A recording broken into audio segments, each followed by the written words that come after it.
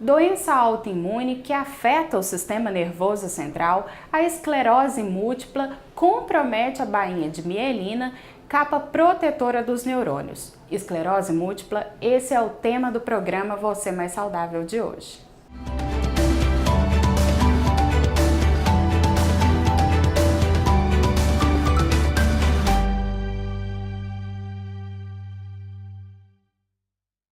E para falar sobre esclerose múltipla, hoje nós viemos aqui até o Hospital Alberto Rassi, o HGG, conversar com o Dr. Fernando Elias, ele que é neurologista. Dr. Fernando, muito obrigada por nos receber aqui no seu consultório. Muito obrigado. E é um prazer receber vocês aqui no HGG.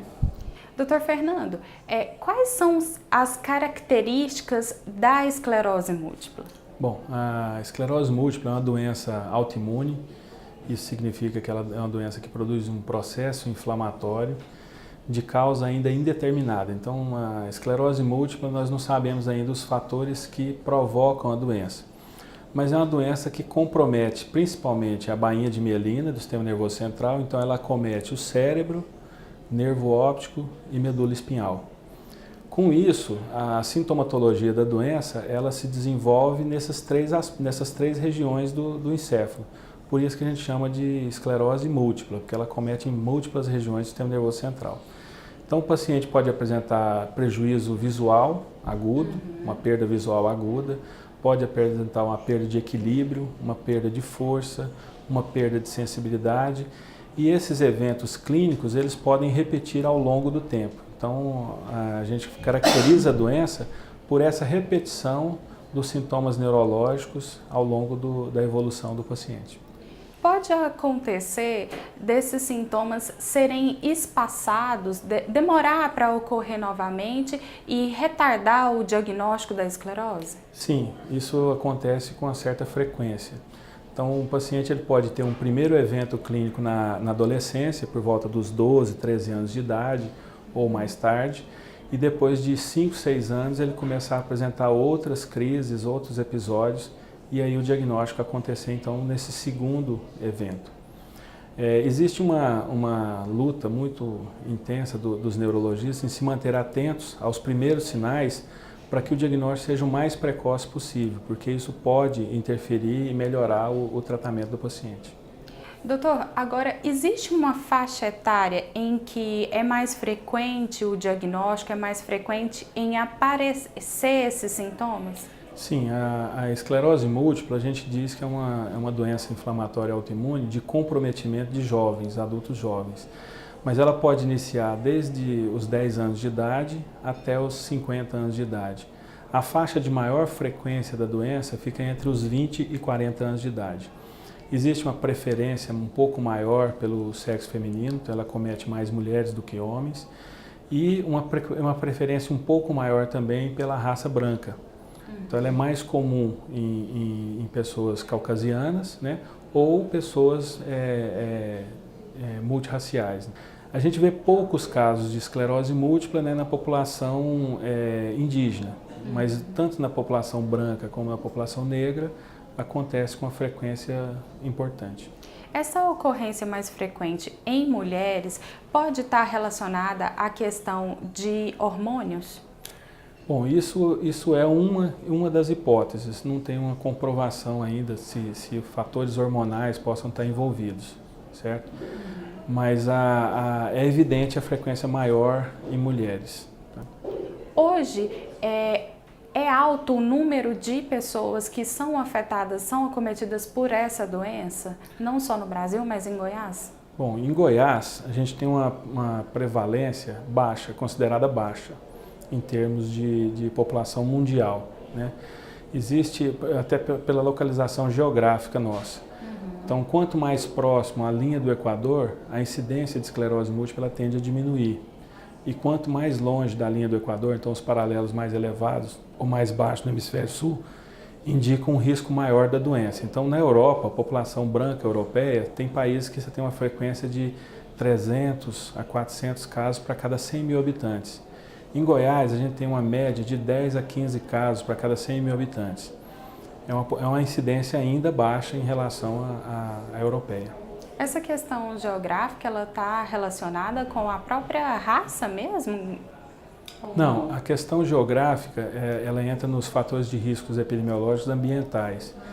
Então, o que acontece? A maior exposição solar, aparentemente, protege do aparecimento da esclerose múltipla. Então, populações que vivem em regiões com maior incidência solar, elas têm um risco menor de desenvolver a doença. Isso fez com que se estudasse por que a luz solar poderia ter essa influência. E uma das hipóteses é que a maior ativação da vitamina D protegeria o sistema imunológico dessas doenças imunológicas, dessas doenças inflamatórias. Então, uma das explicações seria essa questão da exposição à luz solar. Doutor, agora sim, quais são os sintomas que as pessoas devem ficar atentas, devem procurar uma orientação médica? Bom, qualquer sintoma neurológico novo, recente, ou seja, uma perda visual, uma alteração de sensibilidade numa parte do corpo, a diminuição de força em um membro ou nos 2 membros inferiores, pode estar relacionada a uma doença inflamatória. O tempo de instalação desse quadro neurológico também leva em conta. Se você tem, por exemplo, uma perda visual muito rápida, isso não fala a favor de esclerose múltipla, pode falar a favor de uma lesão vascular no olho, na retina. Agora, se o paciente tem uma queixa visual que vai piorando ao longo dos dias, de forma gradual, isso pode estar relacionado a um processo inflamatório e pode ser o primeiro sintoma da esclerose múltipla. Existem também pacientes que se reclamam de crises de tontura, vertigens que não melhoram por longos períodos de dias. Isso tem que ser investigado, tem que ser avaliado. Doutor, agora sim, a esclerose múltipla ela é uma doença que não tem cura, né? E progressiva. À medida que ela progride, quais são os comprometimentos que essa doença gera? Bom, a esclerose múltipla ela se manifesta sempre em surtos, que a gente chama são as crises da doença. Então o paciente ele tem um episódio neurológico de fraqueza, depois do tratamento ou espontaneamente às vezes, ele recupera essa fraqueza e volta às suas atividades, mas sempre com algum grau de sequela. É como se a doença deixasse uma cicatriz e essa cicatriz progressivamente fosse produzindo uma alteração que vai deixando marcas no sistema nervoso do paciente. Então, com o passar dos anos, esse paciente ele pode ir somando esses déficits neurológicos e evoluindo com a incapacidade maior. Então, antigamente, quando não existia nenhuma forma de tratamento, a gente observava que depois de 10 anos de diagnóstico, a grande maioria dos pacientes, mais de 50% dos pacientes, já estavam usando cadeira de roda. Hoje, com a introdução mais precoce dos tratamentos que modificam a evolução da doença, nós temos um tempo maior de qualidade de vida para o paciente. Então, mesmo que a doença não tenha cura, se ele realiza o tratamento, se ele começa a receber o tratamento precocemente, ele vai ganhar mais tempo e melhor qualidade de vida. É uma doença de difícil diagnóstico, como é realizado? Bom, o diagnóstico da esclerose múltipla, como nós não temos ainda você não tem um exame laboratorial marcador, um exame que define o diagnóstico da esclerose múltipla. Então, a gente se baseia no diagnóstico com a história clínica do paciente, com exames de imagem, aí a ressonância magnética do sistema nervoso central ela é muito importante, e exames laboratoriais, inclusive a punção lombar com o estudo do líquor do paciente.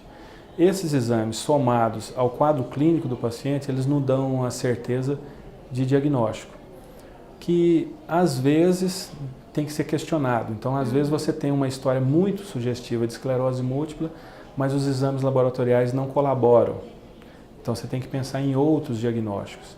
Então, o diagnóstico diferencial na esclerose múltipla, ele tem que ser muito cuidadoso e muito valorizado. Porque uma vez fechado o diagnóstico da esclerose múltipla, você vai introduzir um tratamento crônico.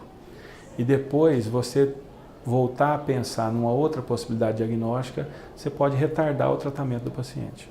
Ou seja, então é necessário excluir outras patologias antes de confirmar? Exatamente. O diagnóstico diferencial tem que ser muito valorizado. Então a gente tem sempre que pensar na exclusão de outras patologias que poderiam explicar aquele déficit neurológico antes de fechar o diagnóstico de esclerose múltipla. Doutor, agora quais são as alternativas de tratamento disponíveis? Bom, atualmente, né, o Ministério da Saúde ele disponibiliza para tratamento na rede pública, né, três formas de tratamento. Então nós temos os medicamentos de primeira linha, ou seja, os medicamentos para início de tratamento, que são os imunomoduladores. Então são medicações que não têm ação imunossupressora, mas atuam no sistema imunológico, melhorando a resposta imune do paciente, fazendo com que a doença fique estável. Ele estabiliza a doença. Depois desses medicamentos, nós temos os medicamentos considerados de segunda linha, mais potentes, mais eficazes, né, que são utilizados quando nós temos falhas desses tratamentos de primeira linha, né. E como terceira linha de tratamento, numa situação extrema de resgate, existem as tentativas de tentar o uso de transplante autólogo de medula óssea, que, assim, por enquanto, continua sendo assim, um tratamento de exceção, nunca indicado como primeira opção, por conta dos riscos que ele apresenta. Doutor, agora sim, existem alternativas que podem auxiliar nesse tratamento? Por exemplo, a fisioterapia ou alimentação, tem algumas outras associações que corroboram com o tratamento? Sim, sempre. A esclerose múltipla, ela é uma doença que tem que ter uma abordagem multiprofissional. Então, à medida que o paciente apresenta qualquer deficiência, qualquer dificuldade na sua evolução, a gente tem que pedir o apoio de outros profissionais. Então, a psicologia atua muito na esclerose múltipla por conta da gravidade que essa doença comete. Uma pessoa em idade jovem, uma pessoa que é produtiva, de repente ela é acometida por uma doença grave. Então, ela precisa desse apoio de psicologia. A fisioterapia, à medida que a deficiência física se instala, o paciente precisa de ter o apoio de fisioterapia para reabilitação, para voltar às suas funções. A fonoaudiologia, se o paciente apresenta alterações da linguagem, começa a ter dificuldade de deglutição. Então a gente sempre tem que estar apoiado por uma equipe multiprofissional para ter um melhor resultado final do tratamento. Melhor qualidade de vida? E melhor qualidade de vida, com certeza. Doutor, agora assim, outras especialidades como a fisioterapia ou até mesmo a nutrição podem auxiliar nesse processo, nesse tratamento? Sim, na esclerose múltipla você tem que abordar o paciente de forma multiprofissional. Então o paciente ele apresenta tanto deficiências motoras, deficiências físicas, né, como ele apresenta alterações psicológicas, ele pode apresentar alterações nutricionais. Então, no HGG, a gente tem a equipe multiprofissional, então você encaminha para os ambulatórios das outras áreas e os pacientes conseguem ser atendidos na fonoaudiologia, na nutrição, né? A fisioterapia, nós não temos um estúdio de fisioterapia, mas a gente consegue encaminhar o paciente para a rede, para ele ser acompanhado nas unidades que fazem essa prestação de serviço. O paciente internado, ele recebe o atendimento multiprofissional durante a internação. Uhum. Isso é importante para ele. A própria psicologia também auxilia nesse processo, já que é uma doença tão... Isso, a psicologia tem uma importância grande na esclerose múltipla por conta do impacto da doença, né? Se você tem uma doença que acomete adultos jovens na sua fase produtiva, e o ambulatório de psicologia nos auxilia muito na abordagem desses pacientes, no acompanhamento desses pacientes, bem como a psiquiatria, né? Em algumas situações você precisa do auxílio de um psiquiatra para ajudar a contornar. Sabe-se que as alterações do humor, elas podem piorar a evolução da doença. Doutor, agora para finalizar, qual que é a recomendação que o senhor passa ao nosso telespectador que às vezes teve o diagnóstico da doença ou é familiar de alguém acometido por ela? Bom, primeira coisa, para o paciente que teve o diagnóstico recente de esclerose múltipla, né, o que a gente tem que informar para ele é que a doença ela não tem cura, é uma doença que ainda não tem cura, mas é uma doença que tem um tratamento eficaz. Então, há 20 anos, a esclerose múltipla já tem um tratamento eficaz e esse tratamento eficaz melhora a sobrevida do paciente, melhora a qualidade de vida dele. Então, o paciente tem que se focar nisso, de que o diagnóstico da esclerose múltipla é o diagnóstico de uma doença crônica. É como se ele tivesse ficado hipertenso, como se ele tivesse ficado diabético e ele agora tivesse que fazer um tratamento a médio e longo prazo. Obviamente que no futuro ele pode apresentar dificuldades físicas, pode apresentar limitações, mas ele vai ter sempre o apoio para ter uma qualidade de vida melhor se ele buscar o tratamento precocemente. ele, às vezes a gente vê casos de pacientes que se revoltam, não querem tratar, buscam outras alternativas para não realizar o tratamento específico, e eles acabam depois tendo mais sequelas e maior gravidade da doença, e depois o tratamento fica muito mais complicado. Para os familiares, o que a gente tem a recomendar é o apoio, né? É muito importante o apoio dos familiares. A gente vê com muita frequência, como a esclerose múltipla, a doença de adultos jovens, o acometimento de mulheres jovens, a gente vê muita separação de casais. Então, aquele apoio da família, aquela preocupação de manter a qualidade de vida do paciente é muito importante. O que a gente recomenda para eles são isso. Doutor, muito obrigada pelos esclarecimentos, pela participação. Tá, obrigado, eu que agradeço. E estamos à disposição aqui no HGG para qualquer comentário, qualquer dúvida. Nós vamos para um rápido intervalo e voltamos em instantes com mais programa Você Mais Saudável.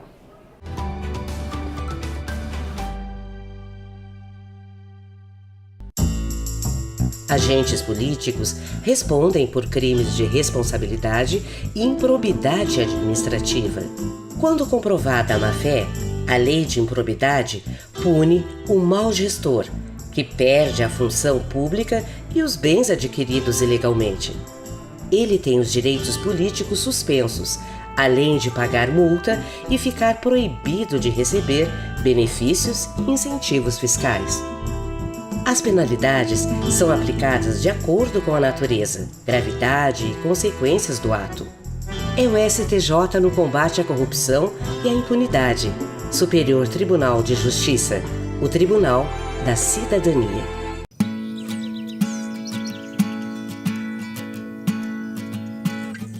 Com o programa de virtualização de processos do Superior Tribunal de Justiça, agora é possível encaminhar petições e acessar processos de qualquer lugar,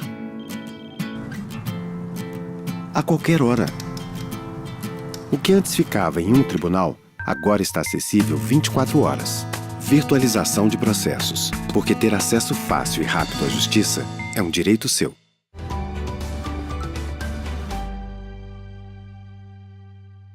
E o programa Você Mais Saudável está de volta e o tema desta edição é a esclerose múltipla. Nós agora vamos conversar com a Simone Macedo Carneiro, ela que é funcionária pública e ela tem a esclerose múltipla. Simone, muito obrigada por ter aceitado falar conosco sobre essa doença que afeta diretamente não só a saúde física, mas emocional também. Simone, conta pra nós assim, como que foi sua história desde os primeiros sintomas? Bom, eu já comecei assim, quando eu notei, já comecei em surto, eu já tive o surto. Então, eu fiquei procurando neurologista, um achava que era ansiedade, porque confunde muito, né? Depressão, ansiedade. E até que com muito custo eu cheguei até o Dr. Fernando, né? Que foi quem fechou, descartou todas as hipóteses e diagnosticou.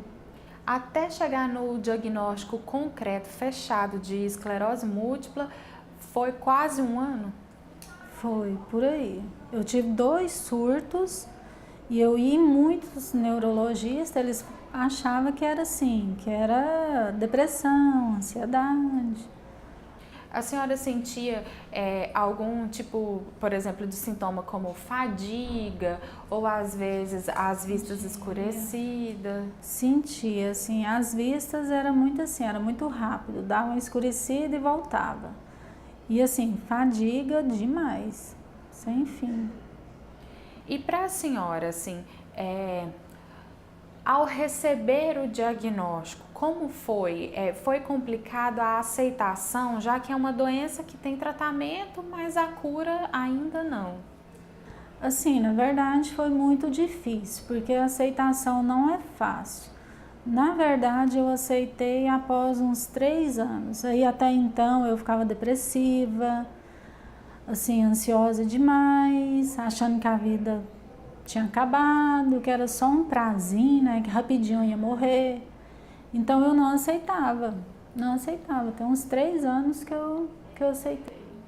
A senhora até, inclusive, citou anteriormente, antes de nós iniciarmos a entrevista, que a senhora tentava se encaixar em outras doenças, em sintomas de outras doenças. Eu falo, não, eu tenho essa aqui, esclerose múltipla, não, porque na verdade a gente não aceita.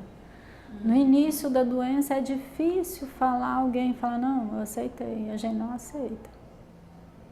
E hoje, assim, o que mudou na vida da senhora após o diagnóstico? Quais são as atividades que antes a senhora fazia que hoje tem um pouco mais de dificuldade ou não consegue fazer?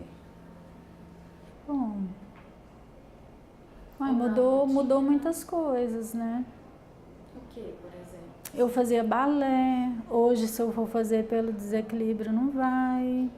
Então, dança já tá bem assim, bem negativo, dança, tá cortado. E nesse caso, você buscou outras alternativas, assim, outras atividades para preencher seu dia mesmo? Não.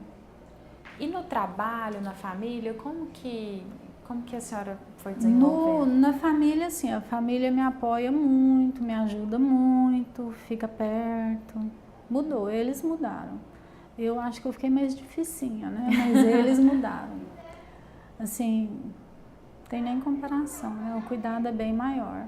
Esse cuidado, esse acolhimento que a sua família te oferece, faz diferença? Toda a diferença.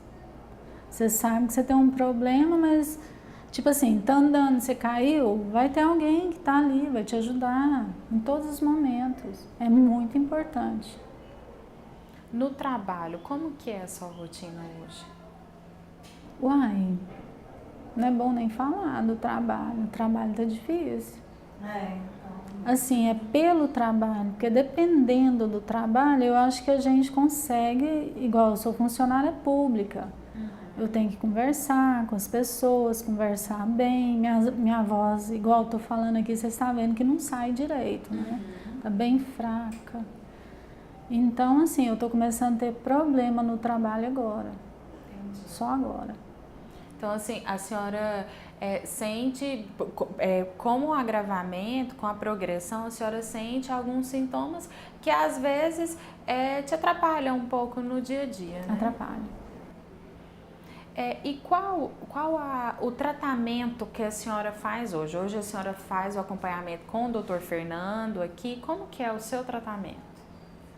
Bom, eu tomo as medicações, eu tomo o remédio para fadiga, para controlar esse cansaço que a gente sente. Eu tomo o remédio para esclerose mesmo e tomo também um anti-ansiedade. Ansiolítico, né? Ansiolítico. Esses 3. Após o tratamento, assim, depois desse processo tão difícil que é a questão da aceitação e do próprio diagnóstico em si, que às vezes é desgastante, né? A senhora acredita que ter aderido ao tratamento foi melhor? A senhora, essa aceitação te provocou melhor bem-estar, mais qualidade de vida? Ai, sim, né? Sem dúvida, né? A gente, quando não se aceita, assim, em todos os aspectos da vida, se a gente não aceita, tudo vai mal, né? Até para você fazer direitinho o tratamento, se você não aceita. Não vou tomar nem a medicação. Tem que aceitar. Aceitar porque a gente vive melhor. Simone, e para o nosso telespectador que está assistindo, que às vezes já recebeu o diagnóstico ou tem vários sintomas que são indicativos da esclerose múltipla, você que já faz esse tratamento há quase 7 anos, qual que é o seu recado para essas pessoas? É a aceitação. O primeiro passo é a aceitação. Saber que você tem um determinado problema e que você vai se ajudar a combatê-lo para viver melhor. Porque aqui a gente tem que procurar viver melhor, né? E para a família dessas pessoas? Qual que é o seu recado? Gente, colabora. Colabora, muito assim, muita atenção, muito cuidado, é muito importante. Ajuda a gente demais. Demais. Simone, muito obrigada pela sua disponibilidade, por compartilhar conosco esse problema de saúde. Obrigada. E o programa Você Mais Saudável fica por aqui. Eu te espero numa próxima edição.